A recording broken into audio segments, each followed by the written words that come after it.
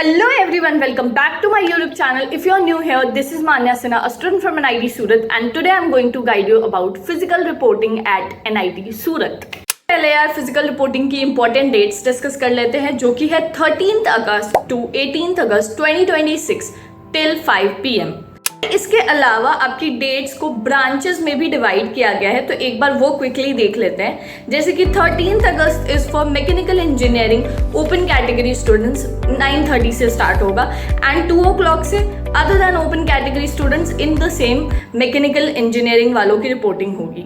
On the next day 14th of August 9:30 AM से computer science and engineering वालों को report करना है एंड 2 बजे केमिकल इंजीनियरिंग वालों को रिपोर्ट करना है। 15th August since it is a official holiday और इंडिपेंडेंस डे है उस दिन, तो आपकी रिपोर्टिंग सुबह से स्टार्ट नहीं होगी, it will start from the afternoon and 15 अगस्त को स्पेसिफिकली सिर्फ MSc वालों को रिपोर्ट करना है, विच इज 2 बजे फिजिक्स को, 3 बजे केमिस्ट्री को, 4 बजे मैथमेटिक्स को। 16th अगस्त को 9:30 बजे सुबह से आपको इलेक्ट्रिकल इंजीनियरिंग को रिपोर्ट करना है एंड 2 o'clock को सिविल इंजीनियरिंग को रिपोर्ट करना है। Now on the next day 17th of August 9:30 AM सुबह आपको आर्टिफिशियल इंटेलिजेंस की रिपोर्टिंग स्टार्ट होगी। 2 बजे जो आर्टिफिशियल इंटेलिजेंस में इंटीग्रेटेड कोर्स से आए हैं, जिनका MTech प्लस BTech दोनों डिग्री है, 5 years वाले कोर्स वाले, उनकी 2 बजे रिपोर्टिंग होगी 17 तारीख को। उनके साथ साथ मैथमेटिक्स एंड कंप्यूटिंग और इंडस्ट्रियल केमिस्ट्री तीनों की रिपोर्टिंग होगी 17 को।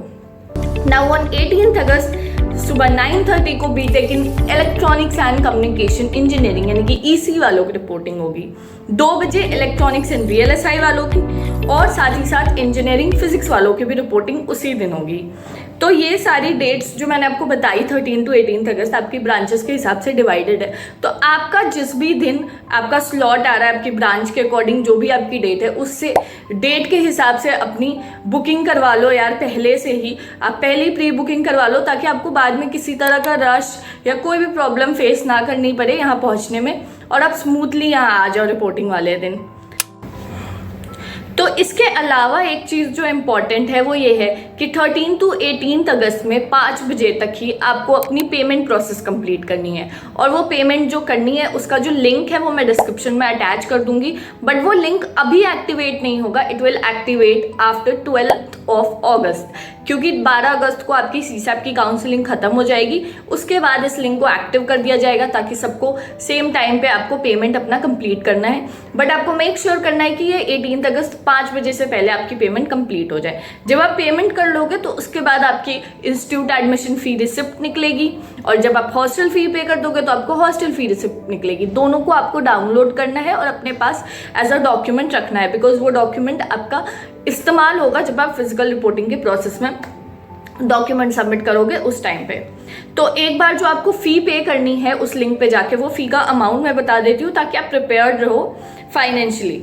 तो फ़ी जो है वो BTech के कोर्स में general OBC and EWS students का 37,500 पे करना है, SC ST and PWD category वालों को 15,000 पे करना है।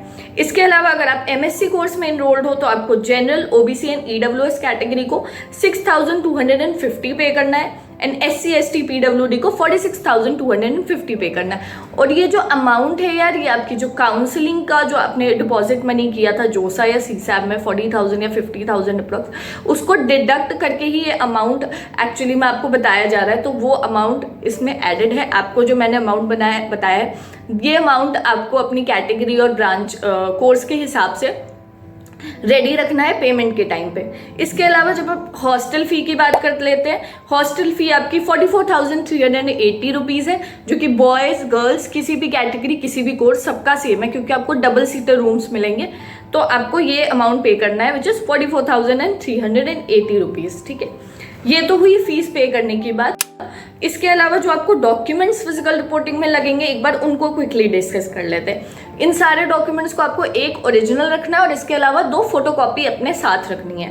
पहला जो है वो प्रिंट आउट है आपकी एडमिशन लेटर का, जब आप फी पे कर लोगे जो मैंने बताया, उसके बाद आपका MIS रजिस्ट्रेशन फॉर्म आता है, उसका प्रिंट आउट है पहला।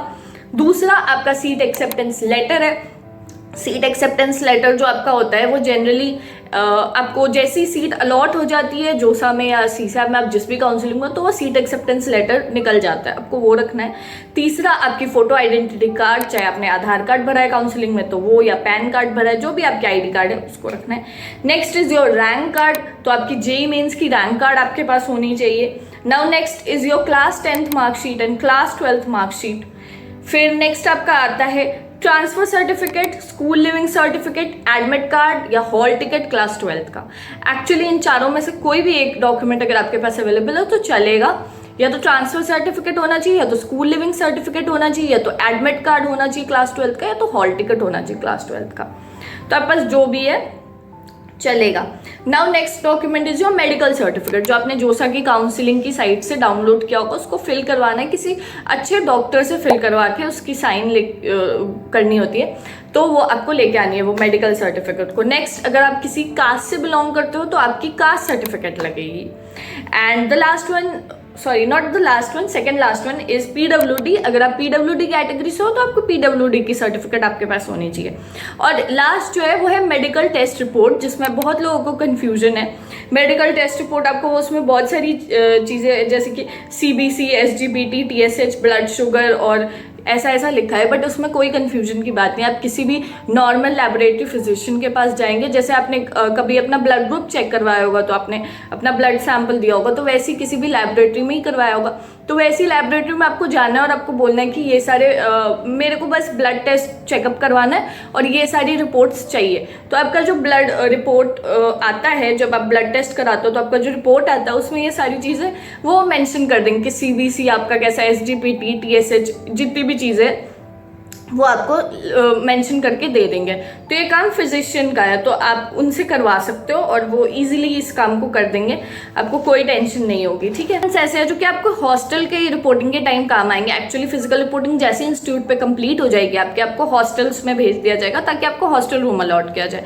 उसमें जो डॉक्यूमेंट्स लगेंगे उसमें पहला है यार एडमिशन लेटर कि आपका एडमिशन हो गया। दूसरा, जो मैंने फ़ी पे करने वक्त बताया था आपको, इंस्टीट्यूट एडमिशन फ़ी रिसिप्ट, वो आपको रखनी है प्रिंट आउट करा के।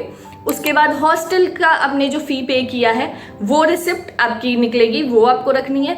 और फिर इसके अलावा फ़ोटोज़ 4-5 रख लेना यार, और आधार कार्ड रखना है और एक एंटी रैगिंग सर्टिफिकेट रखना है। तो इन चीज़ों को आपको अपनी हॉस्टल की अलॉटमेंट के लिए रखना है। तो जैसे ही आपका फिजिकल रिपोर्टिंग कंप्लीट हो जाएगी, हॉस्टल में आपके डॉक्यूमेंट्स दे दोगे, आपकी अलॉटमेंट वो कर देंगे, तो आपको वो रूम अलॉट कर देंगे जहाँ आप आराम से एकोमोडेट कर सकते हो। अब फिजिकल रिपोर्टिंग में आपके साथ कोई आपके पेरेंट्स या गार्जियन आ रहे होंगे कॉलेज, तो उनकी एकोमोडेशन के लिए गेस्ट हाउस को अरेंज किया जाता है। बट ऐसा है कि गेस्ट हाउस में लिमिटेड रूम्स है, तो आपको फर्स्ट कम फर्स्ट बेसिस पे वो रूम्स अलॉट होते हैं। तो मैं उसका भी लिंक अटैच कर दूंगी, तो आप उस लिंक पे जाके अभी चेक कर लो, अगर रूम्स अवेलेबल है तो आप फटाफट से बुक कर दो अपने पेरेंट्स के लिए। बट उसमें आपको रूम नहीं मिल पा रहा है तो कोई प्रॉब्लम नहीं है यार, आप आसपास किसी भी होटल में भी बुकिंग अपनी करवा सकते हो, क्योंकि आसपास यहाँ पे होटल्स बहुत सारे होंगे ही। एनआईटी सूरत काफ़ी पॉश लोकेशन में है सूरत के, तो आपको आराम से रहने की कोई प्रॉब्लम नहीं होगी। बस अब मैं कुछ डाउट्स क्लियर कर देती हूँ। कुछ लोग डाउट ये पूछते हैं कि क्या हम ऐसा कर सकते हैं कि फिजिकल रिपोर्टिंग पे तो आए, उसके बाद वापस घर चले जाए, फिर 2-3 दिन बाद आराम से सामान लेके आए। तो ऐसा नहीं करना है। अब दूर से आ रहे हो या पास में भी हो तो सारा सामान एक बार में लेके आ जाओ, क्योंकि आपको हॉस्टल रूम्स वो अलॉट कर देंगे, तो आपको रूम में थोड़ा बहुत आप सामान आराम से यहाँ रख सकते हो। जैसे ही आपकी फिजिकल रिपोर्टिंग कंप्लीट हो जाएगी, उसके जस्ट बाद हॉस्टल अलॉटमेंट होता है, वो प्रोसेस कंप्लीट होती है, आपको वो रूम अलॉट कर देंगे हॉस्टल में, तो आप यहाँ अपना सारा सामान आराम से रख सकते हो। और इसके अलावा फिजिकल रिपोर्टिंग कंप्लीट होती है जैसी, वैसे ही आपकी जो क्लासेस है, ओरिएंटेशन है, वो तुरंत ही शेड्यूल्ड होता है। अभी ऑफिशियल डेट्स अभी तक नहीं आई है कि ओरिएंटेशन कब होगा, किस डेट पे होगा, क्लास कब स्टार्ट होगी, बट वो जनरली बहुत ही क्लोज टाइम पे होता है। कोई बड़ा गैप नहीं होता कि आप वापस घर जाओ फिर आओ। हो सकता है ऐसा करने से आपकी ओरिएंटेशन मिस हो जाए। और यार ओरिएंटेशन बहुत इंपॉर्टेंट होता है, उसमें आपको कॉलेज के बारे में काफ़ी कुछ पता चलता है, क्योंकि अभी आप न्यू आए हो तो आपको सब कुछ जानना होता है कॉलेज के बारे में। And I think orientation must होता है, सबको अटेंड करना ही चाहिए। तो आप घर जाने के चक्कर में मत आओ, यहाँ पे पूरी फिजिकल रिपोर्टिंग में सब सामान लेके आओ और यहीं रह जाओ। अगर घर जाना है तो सैटरडे संडे को छुट्टी रहती है कॉलेज में आपकी, तो सैटरडे संडे को आपकी क्लासेस नहीं होगी, तब आप घर चले जाना आराम से। फिजिकल रिपोर्टिंग के टाइम यहीं रह जाना। ओरिएंटेशन क्लासेस वगैरह लगातार शेड्यूल्ड रहती हैं। उसके बाद